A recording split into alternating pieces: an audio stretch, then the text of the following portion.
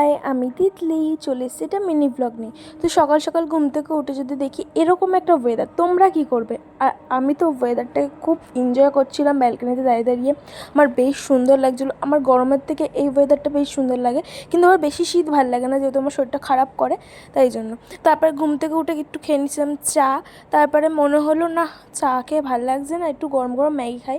তারপরে দুপুরবেলা মা করেছিল উচ্ছে ভাজি, পনির দিয়ে কিছু একটা হচ্ছে তরকারি মতন করেছিল, আর একটা ভাজা করেছিল। ওই দিয়ে আজকে বেশ লাঞ্চটা কিন্তু জমজমিয়ে খেয়েছিলাম। So guys, after long time আমরা তিন বোন এক জায়গায় হয়েছি। আমি, তিতলি, আর আজকে আমরা সবাই ফাইট করেছি গাইস। ইয়েস, আর আমার বোন, আমরা তিনজন মিলে আজকে বেরিয়ে যাচ্ছি, মানে বেরাচ্ছি আজকে ঘুরতে। অনেকদিন পর সেই গেছিলাম আমাদের বাড়ির পুজো, মানে যখন বাড়ির পুজো ছিল ফেব্রুয়ারি মাসে, তখন। আর আজ হলো এপ্রিল। সো খুব ভালো লাগছে। মাঝে আমি একবার ছিলাম না, গায়েব ছিলাম, ওই কারণে আজকে যাচ্ছি, খুব ভালো লাগছে।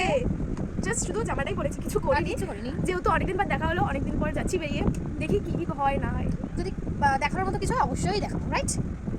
Bye bye. তো দেখতেই পেলে আমরা তিন বোন বেরিয়েছিলাম। তারপরে রাস্তায় দেখা হয়েছিল এরকম দুটো জড়ুয়া হচ্ছে শীতলামা, মানে এই দিক থেকেও এনারা নিয়ে যাচ্ছিলো, ওই দিক থেকে ওনারাও নিয়ে যাচ্ছিলো। তো এখানে হচ্ছে ব্যান্ড পার্টি বাজছিলো, তো আমরাও একটু নেচে নিচ্ছিলাম, আমাদের বেশ সুন্দর লাগে।